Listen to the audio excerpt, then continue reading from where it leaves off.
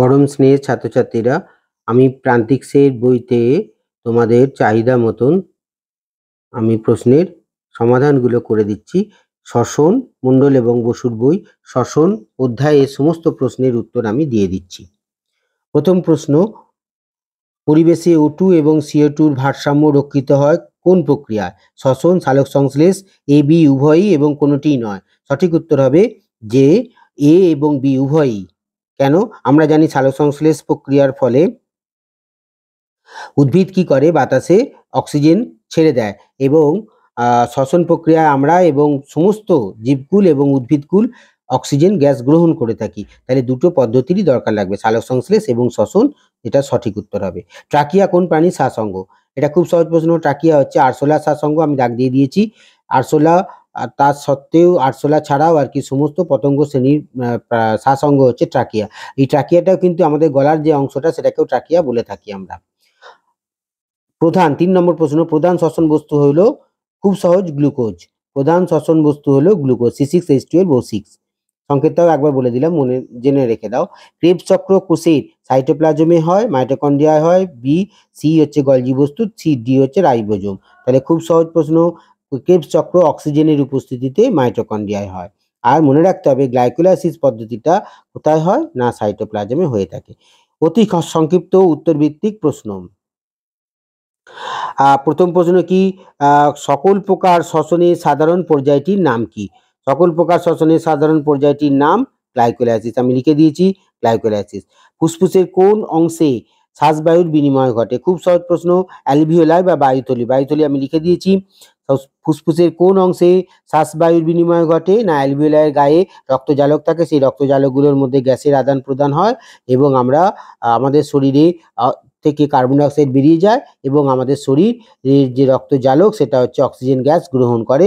শ্বাস প্রশ্বাসের সাহায্যে অক্সিজেন আমরা গ্রহণ করি, নিঃশ্বাসের সাহায্যে আমরা কার্বন ডাইঅক্সাইড ছেড়ে দিই। প্রশ্বাস প্রক্রিয়া সাহায্যকারী একটি পেশির নাম ইন্টারকস্টাল পেশি বা আন্তর পিঞ্জর অস্থি পেশি। বাংলা থেকে ইংরেজিটা মনে রেখে দেবে, ইন্টারকস্টাল মাসল। মধ্যচ্ছদাও হবে শ্বাসপেশির নাম। প্রশ্বাস প্রক্রিয়া সাহায্যকারী একটি পেশির নাম বললাম ইন্টারকস্টাল মাসল, ডায়াফ্রাম বা মধ্যচ্ছদা লিখলেই হবে। একটি মাছের নাম লেখো যেখানে অতিরিক্ত শ্বাসযন্ত্র আছে। এটা খুব সহজ প্রশ্ন, কই মাছ লিখতে পারো, মাগুর, শিঙি, যে কোনো একটা লিখলেই উত্তর হয়ে যাবে। শূন্যস্থানে উপযুক্ত শব্দ বসাও। ট্রাকিয়া কোন কলা দ্বারা নির্মিত? ট্রাকিয়া মনে রাখতে হবে তরুণাস্থি কলা দ্বারা নির্মিত। তরুণাস্থি হচ্ছে কি না, যে সমস্ত কলাগুলোর কোষগুলো হচ্ছে সংকোচনশীলতা আছে, অর্থাৎ তাদের মধ্যে স্থিতিস্থাপকতা আছে, অস্থির মতন কিন্তু নরম অস্থি। সেদের কন্ড্রাইট হচ্ছে কন্ড্রাইল হচ্ছে তার সেলগুলোর নাম, যেমন অস্টিওসাইট, এটা কন্ড্রিওসাইট হচ্ছে সেই সমস্ত সেলগুলোকে নিয়ে এই তরুণাস্থি গুলো তৈরি হয়। আমাদের কানের কাছে যেমন তরুণাস্থির সাহায্যে থাকে, সহজেই দেখতে পারবে কানগুলোর হচ্ছে আমরা যখন ছোট করি তখন ছোট হয়ে যায়, আবার ছেড়ে দিলে আগের মতন প্রসারিত হয়ে যায়, অর্থাৎ এদের মধ্যে একটা স্থিতিস্থাপকতার ধর্ম আছে। কারগুলোর মধ্যে না, তরুণাস্থিগুলোর মধ্যে। ট্রাকিয়া হলো তরুণাস্থি কলা দ্বারা নির্মিত। অ্যালভিওলাই থাকে ফুসফুসে। খুব সহজ প্রশ্ন, আমাদের ফুসফুসে প্রায় ৩.৫ কোটি মতন অ্যালভিওলাই থাকে বা বায়ুথলি থাকে, সেই বায়ুথলিগুলোর মধ্যে গ্যাসের আদান প্রদান করে থাকে। চিংড়ির প্রধান শ্বাসঅঙ্গ, চিংড়ির শ্বাসঅঙ্গ হচ্ছে বই ফুলকা। মনে রাখতে হবে চিংড়ি মাছ হলে কিন্তু মাছ নয়, চিংড়ি হলো আর্থ্রোপোডা পর্বের প্রাণী, এদের শ্বাসঅঙ্গ হচ্ছে ফুলকা বা গিল। ফুলকাগুলো দেখতে বইয়ের মতন, তাই এদের নাম হচ্ছে, শ্বাসঅঙ্গের নাম কি বলবে, বই ফুলকা, বুক গিল। মনে রাখতে হবে চিংড়ি মাছের শ্বাসঅঙ্গের নাম বুক গিল। সবার শ্বসনে কত অণু এটিপি উৎপন্ন হয়? সবার শ্বসনে 38 অণু এটিপি উৎপন্ন হয়, আমি লিখে দিয়েছি 38 অণু এটিপি উৎপন্ন হয়। শ্বসন একটি উপচিতি বিপাক, এটা হলো ভুল। শ্বসন হচ্ছে অপচিতি বিপাক। কেন না, শ্বসনের ফলে দেহে শুষ্ক ওজন হ্রাস পায়। তাহলে সঠিক উত্তরটা কি হতো, শ্বসন অপচিতি বিপাক, কিন্তু শ্বসন উপচিতি বিপাক, এটা হচ্ছে ভুল উত্তর। মাগুর মাছের অতিরিক্ত শ্বাসযন্ত্র বৃক্ষাকার। বৃক্ষ মানে হচ্ছে গাছের মতন দেখতে, এটাও সঠিক উত্তর, সেই জন্য রাইট চিহ্ন দিয়ে দিয়েছি। গ্লাইকোলাইসিস সম্পূর্ণ হয় মাইটোকন্ড্রিয়া, এটা ভুল। গ্লাইকোলাইসিস সম্পূর্ণ হয় কোথায়, সাইটোপ্লাজমে। সঠিক উত্তরটা আমি পাশে লিখে দিয়েছি। ডায়াফ্রাম হলো একটি শ্বাসপেশি। ডায়াফ্রাম হলো শ্বাসপেশি, যেটা বক্ষ গহ্বর এবং উদর গহ্বরের মাঝখানে একটা পর্দার মতন অংশ, যেটা হচ্ছে নিচের দিকে নেমে যায়, নেমে গিয়ে আমাদের শ্বাস প্রশ্বাস ক্রিয়ার সময় সাহায্য করে। তারপরে প্রশ্ন, খুব সহজ প্রশ্ন, ক্রেবস চক্রকে টিসিএ চক্র বলে কেন? ক্রেবস চক্র কে টিসিএ চক্র বলে কেন? না ক্রেবস চক্রে প্রথম উৎপন্ন অ্যাসিড হলো সাইট্রিক অ্যাসিড। এই সাইট্রিক অ্যাসিডে 3টে কার্বক্সিল মূলক থাকে, তাই একে বলা হচ্ছে ক্রেবস চক্র। আমি একটি অন্য বই থেকে তোমাদের দেখিয়ে দিচ্ছি। ক্রেবস চক্রের ক্ষেত্রে ট্রাইকার্বক্সিলিক অ্যাসিড সাইকেল, ক্রেবস চক্রের ক্ষেত্রে ট্রাইকার্বক্সিলিক অ্যাসিড সাইকেল বলে কেন?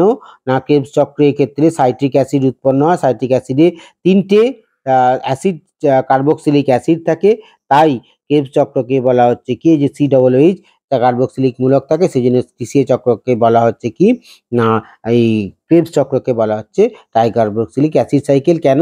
না ক্রেবস চক্রে প্রথম উৎপন্ন অ্যাসিড সাইট্রিক অ্যাসিড, সাইট্রিক অ্যাসিডে 3টে কার্বক্সিল মূলক থাকার জন্য ক্রেবস চক্রকে বলা হচ্ছে ট্রাইকার্বক্সিলিক অ্যাসিড সাইকেল। তারপরে প্রশ্ন দেখো, গ্লাইকোলাইসিসকে ইএমপি পথ বলে কেন? গ্লাইকোলাইসিসের পথটা এমব্রেন, মায়ারভ এবং পার্নেস 3জন বিজ্ঞানী আবিষ্কার করেছিলেন। তাদের নামের প্রথম অক্ষর অনুযায়ী এই যে গ্লাইকোলাইসিসের পথটা, এটার নাম হচ্ছে ইএমপি পাথ। দেখো বিজ্ঞানী 3টের নাম আমি একবার দেখিয়ে দিচ্ছি।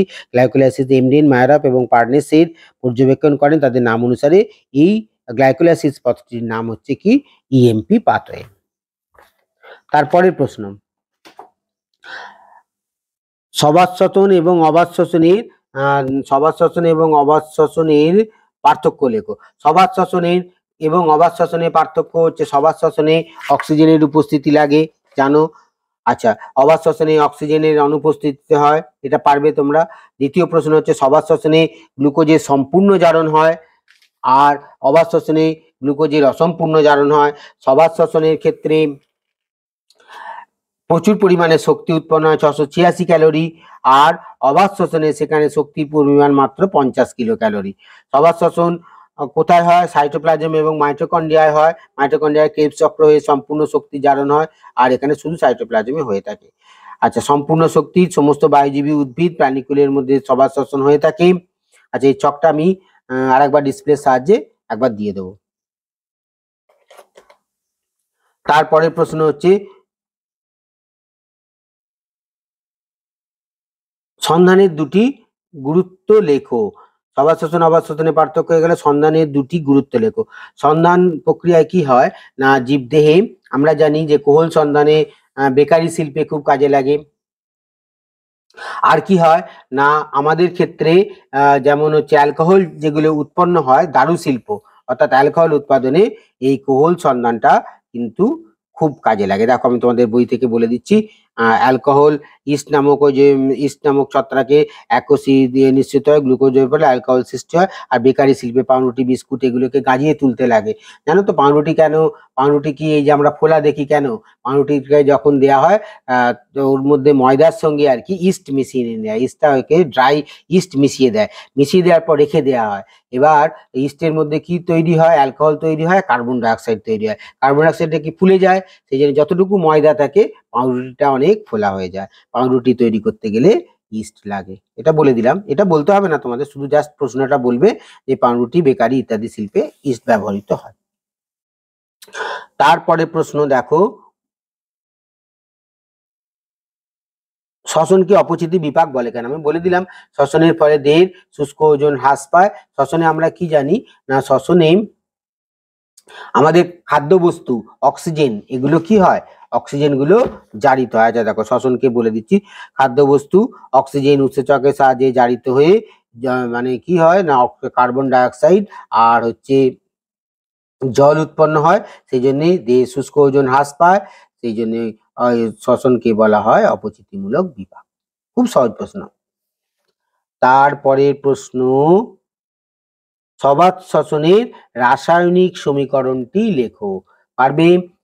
সবাত শ্বসনের রাসায়নিক সমীকরণটা বলে দিচ্ছি, C6H12O6, হ্যাঁ, গ্লুকোজ প্লাস 6O2, কতগুলো অক্সিজেন লাগবে না, 6টা অক্সিজেন লাগবে। আচ্ছা, 6টা অক্সিজেন নিয়ে কি তৈরি হবে, সবাত শ্বসনের ফলে 6 অণু কার্বন ডাইঅক্সাইড তৈরি হবে, আর 6 অণু জল তৈরি হবে, 686 ক্যালোরি তাপ শক্তি। তোমরা দেখো আমি বই থেকে দেখেছি সবাত শ্বসনের রাসায়নিক সমীকরণ। পারবে? C6H12O6 প্লাস 6O2 উৎসেচক লাগবে, 6CO2 plus 6H2O plus 686 kilo calorie তাপ শক্তি উৎপন্ন হবে। তাহলে সবাত শ্বসনের রাসায়নিক সমীকরণও হয়ে গেল। তারপরে প্রশ্ন, শ্বসনের তাৎপর্য লেখো। এটাও খুব সহজ প্রশ্ন। শ্বসনের তাৎপর্য বলতে শ্বসন পদ্ধতির ফলে আমাদের কি হয় না, দেহের খাদ্যের যে নৈতিক শক্তি সেগুলো গতিশক্তিতে পরিণত হয়। আমরা দেহে মানে চাহিদা মতন সমস্ত কাজ করার শক্তি পেয়ে থাকি। যে সমস্ত মেরুদণ্ডী প্রাণী এবং পক্ষী শ্রেণীর ক্ষেত্রে যে তাপ উৎপন্ন হয় সেই তাপ দিয়ে তারা কি করে না, তারা দেহের তাপমাত্রা স্থির রাখতে সাহায্য করে। আচ্ছা, এবার তোমাদের শ্বসনের একটা অংশ দেখো, শক্তির মুক্তি। জানো এই যে বিভিন্ন ক্ষেত্রে এটিপি উৎপন্ন হয়, প্রাণীদের তাপমাত্রা নিয়ন্ত্রণ, অর্থাৎ উষ্ণ শোণিত শ্রেণীর রক্ত মানে হোমিওথার্মাল অ্যানিমেনে তাপমাত্রা নির্দিষ্ট রাখতে সাহায্য করে। 3 নম্বর পয়েন্ট বলতে পারো, পরিবেশে O2 CO2 ভারসাম্য রক্ষা করে কে না, শ্বসন। শ্বসনের শক্তির মুক্তি ঘটে। দেখো এখানে আরেকটা প্রশ্ন তোমাদের দিয়ে দিয়েছিলে মাধ্যমিকে 2003, 2, 98, 95 এগুলো পড়তো আর কি। শ্বসনের শক্তির মুক্তি এবং CO2 ভারসাম্য রক্ষা, শ্বসনের তাৎপর্য লেখো। তাৎপর্য মানে কি, তার কারণ সেগুলো, হ্যাঁ, উপকারিতা এগুলো। দেখো O2 CO2 ভারসাম্য রক্ষা করা আর একটা দিয়ে দিয়েছে পয়েন্টগুলো। আচ্ছা, এখানে একটু বলে দিচ্ছি, এখান থেকেই বলে দিচ্ছি, নির্গত শক্তি 40% এটিপি উৎপাদনে ব্যবহৃত হয়, 60% তাপ শক্তি উৎপাদনে ব্যবহৃত হয়। কোথায় না, শ্বসনের ক্ষেত্রে। এটিপি জীবদেহে যাবতীয় কাজ বলে দিয়েছি, পুষ্টি বৃদ্ধি এগুলোতে সম্পাদন করতে কাজে লাগে। জোনাকি, সেপিয়া, লেলিগো প্রভৃতি প্রাণীর দেহ শ্বসনে উৎপন্ন শক্তি আলোক শক্তিতে পরিণত হয়। ইলেকট্রিক রে বলে যে মাছগুলো আছে সেই মাছগুলো বৈদ্যুতিক শক্তিতে কাজ করে। আর O2 CO2 ভারসাম্য রক্ষা করে, কেননা বাতাসে জানি যে স্বাভাবিক, মনে রাখতে হবে এটা কিন্তু সবসময় পরীক্ষায় পড়ে, অক্সিজেনের পরিমাণ কত না 20.60%, আর কার্বন ডাইঅক্সাইডের পরিমাণ আছে 0.3%। এই 0.3% এগুলো ভারসাম্য রক্ষিত হয়, কেননা শ্বসন প্রক্রিয়ায় আমরা সবাই অক্সিজেন গ্যাস গ্রহণ করি, উদ্ভিদ বলো এবং প্রাণী বলো, সমস্ত জীবই অক্সিজেন শ্বসনের সময় অক্সিজেন গ্যাস গ্রহণ করে এবং কার্বন ডাইঅক্সাইড পরিত্যাগ করে। আর সেই কার্বন ডাইঅক্সাইড কে গ্রহণ করে, উদ্ভিদ, সালোকসংশ্লেষ প্রক্রিয়া। তাহলে শ্বসন একটা গুরুত্বপূর্ণ ভূমিকা পালন করে কি না, আমাদের O2 এবং CO2 ভারসাম্য রক্ষা করার জন্য। সমস্ত প্রশ্নের উত্তর প্রায় হয়ে গেল। আচ্ছা, মানব দেহের শ্বাসকার্যের প্রশ্বাস এবং নিঃশ্বাস কৌশলটি বর্ণনা করো। আমি ভিডিওতে শ্বাস প্রশ্বাস কৌশল এবং কেমন করে শ্বাস প্রশ্বাস হয় সমস্ত কিছু কিন্তু বলে দিয়েছি। আচ্ছা, তোমাদের বইয়ের অংশ থেকে আর একবার দেখিয়ে দিচ্ছি যাতে তোমাদের বুঝতে সুবিধা হয়, বা আমি ডিসপ্লের সাহায্যে আর একবার দিয়ে দেবো। দেখো যেগুলো বলে দিয়েছি সেগুলো পয়েন্ট করে আছে। আমি তোমাদের যেরকম বোর্ডে লিখে দিয়েছিলাম, বোর্ডের লেখাগুলো তো স্পষ্ট হচ্ছিল না, বারবার লেখা হচ্ছিল, উঠে যাচ্ছিল এগুলো। মস্তিষ্ক থেকে স্নায়বিক উদ্দীপনা ইন্টারকস্টাল মাসল স্নায়ুর সাহায্যে কি হয় না, উদ্দীপিত হয়। দেখবে আমি যেরকম পয়েন্ট করে দিয়েছিলাম সেই পয়েন্টগুলোর মধ্যে প্রথমে কি বলেছিলাম, মনে রাখতে হবে ইন্টারকস্টাল মাসল সংকোচন। শুধু একটা পদ্ধতি মনে রাখো, প্রশ্বাস। হ্যাঁ, প্রশ্বাসটা মনে রাখলেই নিঃশ্বাসটা লিখতে পারবে। ইন্টারকস্টাল মাসলগুলো সংকোচন হবে, সংকোচন হওয়ার ফলে বক্ষ গহ্বর উত্তোলিত হবে এবং সামনের দিকে প্রসারিত হবে, বক্ষ গহ্বর প্রস্থে বেড়ে যাবে। ঠিক সেই তারপরেই মধ্যচ্ছদা মধ্যচ্ছদা সংকোচন হবে এবং নিচের দিকে নেমে যাবে। মধ্যচ্ছদা নিচের দিকে নেমে যাওয়ার জন্য বক্ষ গহ্বর দৈর্ঘ্যে বেড়ে যাবে। এইভাবে বক্ষ গহ্বর দৈর্ঘ্য এবং প্রস্থে বেড়ে যাওয়ার জন্য বক্ষ গহ্বরের আয়তন বেড়ে যাবে। বক্ষ গহ্বরের আয়তন বেড়ে গেলে বক্ষ গহ্বর মধ্যস্থ বাতাসের চাপ কমে যাবে। বক্ষ গহ্বর মধ্যস্থ বাতাসের চাপ কমে গেলে বাইরে থেকে বাতাস চলে আসবে, যেটাকে আমরা প্রশ্বাস বলে থাকি। আর নিঃশ্বাসের ক্ষেত্রে কি হয়, ঠিক তার উল্টো প্রক্রিয়াটা হয়ে থাকে। প্রশ্বাসটা মনে রাখবে আর নিঃশ্বাসটা ঠিক তার উল্টো করে পরীক্ষার সময় লিখবে, তাহলেই হয়ে যাবে।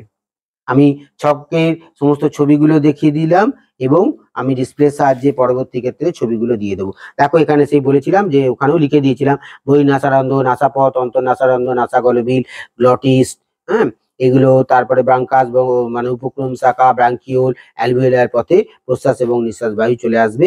এবং ছবিগুলো আছে, কেমন করে বেলুনের কথা বলেছিলাম ওখানে যখন ভিডিওতে বলেছি সেখানেও দেখিয়ে দিয়েছি। আমি পারলে আর একবার এই ছবিগুলো ডিসপ্লে করে দিয়ে দেবো। তোমরা সব ভালো করে প্রশ্নগুলো দেখবে, উত্তরগুলো দেখবে আর বন্ধুদের মধ্যে এগুলো শেয়ার করবে যাতে আরো তারাও সব জানতে পারে। প্রশ্নের উত্তরগুলো তোমাদের সুবিধার জন্য করে দেওয়া হলো। একটু মন দিয়ে পড়ো আর নিজেদের মধ্যে প্রশ্নগুলো আলোচনা করো, তাহলে দেখবে ভালো রেজাল্ট করতে পারবে। আর যদি কোনো অসুবিধা হয় তাহলে যে হোয়াটসঅ্যাপ নাম্বারটা দেওয়া আছে সেই হোয়াটসঅ্যাপ নাম্বারে জানাতে পারো, কোন প্রশ্নের উত্তর সেগুলো আমি বলে দেবো। সবাই খুব ভালো থাকবে, অনেক অনেক শুভকামনা রইল প্রত্যেকের জন্য। আমার পরম স্নেহের ছাত্রছাত্রীরা, তোমাদের শ্বসন এবং শ্বাস প্রক্রিয়া সম্বন্ধে বিস্তারিত ধারণা দিয়ে দিয়েছি প্রথম ভিডিওটাতে, এবং দ্বিতীয় ভিডিওটাতে আমি প্রান্তিকসের বই থেকে সমস্ত প্রশ্নের উত্তর দিয়ে দিয়েছি। সাথে আমার শ্বসন পদ্ধতি সম্বন্ধে লেখাও আমি দিয়ে দিয়েছি। প্রথম দিকের যে ভিডিও ছিল সেই ভিডিওটাতে কিছু অ্যানিমেটেড ভিডিও দিয়ে দিয়েছি, যাতে তোমাদের শ্বসন প্রক্রিয়াটা আরও ভালো করে বুঝতে পারো। এছাড়াও শ্বসন সম্বন্ধে আজকে একবার একবার খুব তাড়াতাড়ি একটু বলে দিই। শ্বসন তাহলে দুরকম হয়, আমরা কি জেনেছি? কোষীয় শ্বসন, বহিঃশ্বসন। কোষীয় শ্বসন কোথায় হবে? কোষে, কারণ আমাদের সমস্ত জীবদেহ কোষ নিয়ে গঠিত, উদ্ভিদ কোষ হোক সে প্রাণী কোষ হোক। এবার সেই কোষের মধ্যে যখন শ্বসন হবে, সেই শ্বসনটা তিনটে ভাগ থাকে। কি কি? সবাত শ্বসন, অবাত শ্বসন, কোহল সন্ধান। সবাত শ্বসন সম্বন্ধে বলে দিয়েছি আমি, তার ডেফিনেশনও দিয়ে দিয়েছি এবং তার বিক্রিয়াও দিয়ে দিয়েছি। অবাত এবং কোহল সন্ধানটা লাস্টের দিকে আমি একটু বলে দেওয়ার চেষ্টা করছি। আচ্ছা, এই সবাত এবং অবাত শ্বসনের সাধারণ পর্যায় হচ্ছে গ্লাইকোলাইসিস। গ্লাইকোলাইসিসটা কোথায় হয়? কোষের সাইটোপ্লাজমে।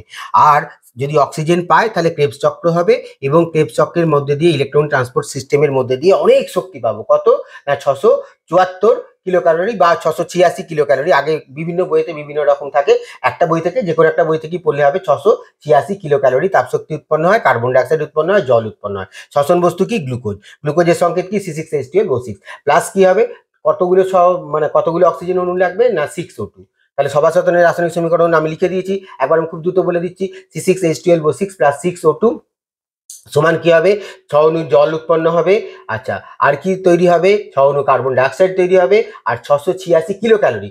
খুব খেয়াল রাখবে, কিলো ক্যালোরি কিন্তু, হ্যাঁ, ক্যালোরি নয়। আমি এক জায়গায় ক্যালোরি হয়তো বলে ফেলেছিলাম, বাকি সমস্ত জায়গায় কিলো ক্যালোরি। কিলো ক্যালোরি তাপশক্তি লাগবে। আচ্ছা, এরপরে শোনো, আমাদের বহিঃশ্বসনটা হচ্ছে দুটো পর্যায়ে হয়, প্রশ্বাস এবং হচ্ছে নিঃশ্বাস। বহিঃশ্বসন জিনিসটা কি না? কি করে কোষের মধ্যে অক্সিজেনটা পৌঁছবে, সেটা হচ্ছে বহিঃশ্বসনের কাজ। বহিঃশ্বসনের ক্ষেত্রে বাকি যে বহিঃশ্বসনের ক্ষেত্রে যে অংশগুলো আছে, প্রশ্বাস ক্রিয়াটা বলেছিলাম, ভালো করে আমি ডিসপ্লে সাহায্যে বলে দিয়েছি, লিখে দিয়েছি। প্রশ্বাস ক্রিয়াটা মনে রাখবে, আর নিঃশ্বাস ক্রিয়াটা ঠিক তার উল্টোটা বলবে। দুটো একসঙ্গে কখনোই করতে যাবে না। আমি এই লেখাগুলো বুঝতে খুব কষ্ট করে লিখতে হচ্ছে, লেখাগুলোর জন্য আমি তোমাদের ভালো করে এমনভাবে লিখে দিয়েছি যেগুলো কোনো বইতে তোমরা পাবে না।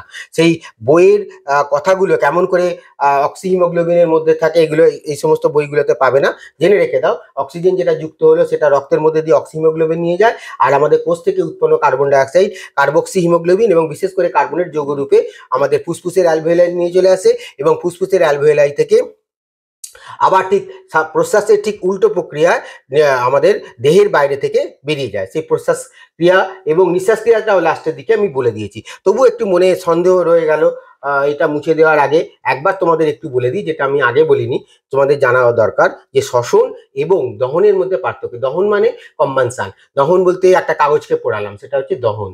আর শ্বসনটা কোথায় হবে না? সমস্ত জীবকোষে হচ্ছে শ্বসন হবে। তাহলে শ্বসন আর দহনের পার্থক্যটা একটু বলে দিই। শ্বসনটা কি হয় না? আমাদের কোষের মধ্যে যখন শক্তি উৎপন্ন হয় খুব ধীরে ধীরে, খুব ধীর প্রক্রিয়া, আর দহনটা হচ্ছে খুব দ্রুত প্রক্রিয়া। শ্বসনটা থেকে শক্তি আমরা এটিপির মধ্যে পেয়ে থাকি, যেটা আবদ্ধ থাকে। আর দহনের ফলে কি হয়? কাগজ জ্বালালাম আমরা, দহনের পরে গোটা শক্তিটা বাইরের দিকে মুক্ত হয়ে যায় খুব দ্রুততে। খুব সহজে শ্বসন এবং দহনের পার্থক্য করতে পারবে, যেটা আমার বলা হয়নি, অথচ শ্বসন বা দহন যা বলার সময় এটা অবশ্যই জানা দরকার। যদিও তোমাদের বইয়ের প্রশ্নে কোনো পাইনি, তবু এটা মনে হয়েছে। আর একটা জিনিস একটু আমি বলে দিই, যে কি কোহল সন্ধানের ব্যাপারটা আমি বলেছিলাম, তোমাদের দেখিয়ে দিয়েছি। সেই কোহল সন্ধানটার একটু রাসায়নিক সমীকরণটা একটু দ্রুত তার সঙ্গে বলে দেওয়ার চেষ্টা করছি। কি হয় ওখানে দেখো, একটু গেজে যাওয়ার সময় বলে দিচ্ছি। তাহলে শ্বসন বস্তু কি? গ্লুকোজ। দেখো, গ্লুকোজটা লেখার সময় কিন্তু আমি যেরকম লিখছি সেরকম ভাবে লিখবে। C6H12O6 হলো, কি হবে? C6H12O6 জাইমেজ বলে উৎসেচক লাগবে। আর মনে রাখতে হবে কি না, C2H5OH, এটার নাম কি? Ethyl alcohol. এটার নাম কি? Ethyl alcohol. তো বইতে পাবে ইথাইল অ্যালকোহল। হ্যাঁ, এই অ্যালকোহল থাকবে। আর কি হবে না? কার্বন ডাইঅক্সাইড তৈরি হবে। কি তৈরি হবে? কার্বন ডাইঅক্সাইড তৈরি হবে। আচ্ছা, কিরকম করে তোমরা ব্যালেন্সটা করবে? দেখো এখানে কতগুলো কার্বন আছে, দেখো এখানে আমি লিখে দিয়েছি দুটো দুটো চারটে, তাই তো? কার্বনের সংখ্যা হলো কত? চারটে। কিন্তু এখানে কার্বন ডাইঅক্সাইড আমি কটা লিখেছি? একটা লিখেছি। তাহলে কি হবে? ব্যালেন্স করার সময় মনে রাখতে হবে আরেকটা কার্বন ডাইঅক্সাইড লাগবে, 2। তারপরে এবার সমস্ত এই যে অক্সিজেনটা হিসেব করবে, হাইড্রোজেনটা, অক্সিজেন হিসেবটা দেখিয়ে দিচ্ছি। দেখো অক্সিজেন কত? অক্সিজেন এখানে আছে দুটো, তাই তো? আর এখানে কত? এখানে হচ্ছে অক্সিজেনের এখানে 2 2 দুগুণে 4, 2 হলো, 2 কে 2 দিয়ে গুণ করলে 4, আর এখানে 2 6, তাহলে অক্সিজেনটাও মিলে গেল। এরকম করে তোমরা কি করবে না, ব্যালেন্স করবে। আর কত ক্যালোরি তাপশক্তি উৎপন্ন হবে, কত কিলো ক্যালোরি, 50 কিলো ক্যালোরি তাপশক্তি উৎপন্ন হবে। এটা কিসের সংখ্যা, কিসের সমীকরণ লিখলাম না, হচ্ছে ইথাইল অ্যালকোহল যখন তৈরি হবে, সেই ইথাইল অ্যালকোহল তৈরি করা, আমি আর লিখছি না গোটাটা, ইথাইল অ্যালকোহল, হ্যাঁ, ইথাইল অ্যালকোহল তৈরির একটা প্রক্রিয়া বলে দিলাম। যেখানে ইস্টের মধ্যে হয়, পাউরুটি কেন ফুলে যায় সেটাও ব্যাখ্যা করে দিয়েছি আমি। আচ্ছা, এটা ছাড়াও আর যেটা তোমাদের জানতে হবে মনে হচ্ছে একটু জানানো দরকার, সেটা হচ্ছে অবাত শ্বসনের রাসায়নিক সমীকরণ। অবাত শ্বসনের ক্ষেত্রে একটু মনে রাখো, কিচ্ছু নয়, যে সমস্ত অবায়ু জীবে হয় মুক্ত অক্সিজেন ছাড়া কিন্তু সেখানে রাসায়নিক বিক্রিয়াটা হয়। সেই রাসায়নিক বিক্রিয়াটা আমি আরেকটু লিখে দিচ্ছি, যারা একটু হয়তো এগিয়ে থাকবে তাদের জন্য। অবাত শ্বসনের রাসায়নিক বিক্রিয়াটা খুব সহজে লিখে দিচ্ছি, দেখো একদম একই থাকবে। কি শ্বসন বস্তু, গ্লুকোজ, ঠিক এরকম করে লিখবে C6H12O6। কি হবে, এখানে অক্সিজেন সাপ্লাই করবে নাইট্রেট বলে একটা যৌগ। হ্যাঁ, কি তৈরি হবে, এখানে উৎসেচক লাগবে, করে কি তৈরি হবে, ঠিক আগের মতন। কি তৈরি হবে না, কার্বন ডাইঅক্সাইড তৈরি হবে, জল তৈরি হবে, আর তৈরি হবে শক্তি। তাহলে এখানে প্রথমে দেখো NO2টা অক্সিজেন দিচ্ছে, তাহলে কত অণু কার্বন ডাইঅক্সাইড তৈরি হবে, 6CO2 তৈরি হবে। কতগুলো অক্সিজেন তৈরি হবে, 6H2 হবে। আর কি হবে না, এখানে NO2 ছিল, অক্সিজেনটাকে সাপ্লাই করেছিল NO2, 12 নাইট্রাইটে পরিণত হবে। NO2 সংকেত কি, নাইট্রাইট। প্লাস কত ক্যালোরি তাপশক্তি হবে, ঠিক এর মতনই 50 কিলো ক্যালোরি। খেয়াল রাখবে কিলো ক্যালোরি বলছি, লেখার সময় কিন্তু কিলো ক্যালোরি কথাটা বলবে ভালো করে। আচ্ছা, আরেকটা জিনিস তোমাদের, তাহলে এই দুটো সমীকরণ হলো। আরেকটা জিনিস তোমাদের খুব মনে রাখার কথা, যে বাতাসে অক্সিজেন এবং কার্বন ডাইঅক্সাইডের যে ভারসাম্য রক্ষা করে, তাহলে সেই অক্সিজেন এবং কার্বন ডাইঅক্সাইডের পরিমাণটা কত, এটা কিন্তু সারা জীবন তোমাদের কাজে লেগে যাবে। অক্সিজেনের পরিমাণটা আমি বলে দিচ্ছি, অক্সিজেনের পরিমাণ কত মনে রাখতে হবে, 20 প্রায় সব বইতে একই থাকবে, 20.60%। আর কার্বন ডাইঅক্সাইড, আচ্ছা কার্বন ডাইঅক্সাইড, হ্যাঁ, আমি আর গোটাটা অক্সাইড, হ্যাঁ, বানানগুলো দেখে নেবে। অক্সাইড, আচ্ছা, কার্বন ডাইঅক্সাইডের সংকেতটা কি, পাশে লিখে দিলাম CO2। অক্সিজেনের সংকেত কি, O2। বুঝতে পারলে? আচ্ছা, কার্বন ডাইঅক্সাইডের পরিমাণটা খুব খেয়াল রাখবে, 0.0 তারপরে 3%। আচ্ছা, আমি বলার সময় একবার খুব দ্রুততার সঙ্গে তাড়াতাড়ি বলতে গিয়ে কি করেছি, দশমিক 03 বলার আগে আর কি 0.3 বলে দিয়েছি, কিন্তু এটা কিন্তু খুব ভাইটাল। তাহলে কার্বন ডাইঅক্সাইডের পরিমাণটা কত মনে রাখো, 0.03%। আবার বলে দিচ্ছি, কার্বন ডাইঅক্সাইডের পরিমাণ কত, 0.03%। অক্সিজেনের পরিমাণ কত, 20.60%। এই দুটোই কিন্তু জিনিস তোমাদের যতদিন তোমরা পড়াশোনা করবে সবসময় তোমাদের লাগবে, বাতাসে অক্সিজেন এবং কার্বন ডাইঅক্সাইডের পরিমাণ। বাকি তোমাদের শ্বসন সম্বন্ধে সবকিছু প্রায় বলে দিয়েছি। আর যদি কিছু প্রশ্ন থাকে বা জিজ্ঞেস করার থাকে, অবশ্যই তোমরা আমাকে জিজ্ঞেস করবে এই হোয়াটসঅ্যাপ নাম্বারে 9433914950, এটাতে হোয়াটসঅ্যাপ করবে। তোমরা সবাই খুব ভালো করে একটু পড়ার চেষ্টা করো, মন দাও একটু পড়ার দিকে। আর পড়াশুনো করার সময় সেই পড়াশুনো যেটা করলে সেটাকে একটু মনে করো, মনে করলেই কিন্তু সব মনে থেকে যাবে। ভয় কার কিচ্ছু নেই, অবশ্যই তোমরা ভালো করতে পারবে। যেটা পড়লে সেটা একবার মনে করতে হবে। আর পারলে বন্ধুদের সঙ্গে পড়াশুনোর অংশগুলো আলোচনা করলে, বিশেষ করে ছোট প্রশ্নগুলো, মাধ্যমিকে এখন বেশি ছোট প্রশ্ন দেয়, তোমরা যদি শর্ট প্রশ্নগুলো যদি সব করতে পারো মাধ্যমিকের সময়, তাহলে অবশ্যই পাস করে যাবে। না পাস করার কিচ্ছু ব্যাপার নেই, খুব সহজ সাবজেক্ট জীবন বিজ্ঞান। আর একটু চেষ্টা করো, ভালো করে পড়ো, অবশ্যই ভালো হবে। সবাই খুব ভালো থাকবে, অনেক অনেক শুভকামনা রইল প্রত্যেকের জন্য। সবাই খুব ভালো থেকো।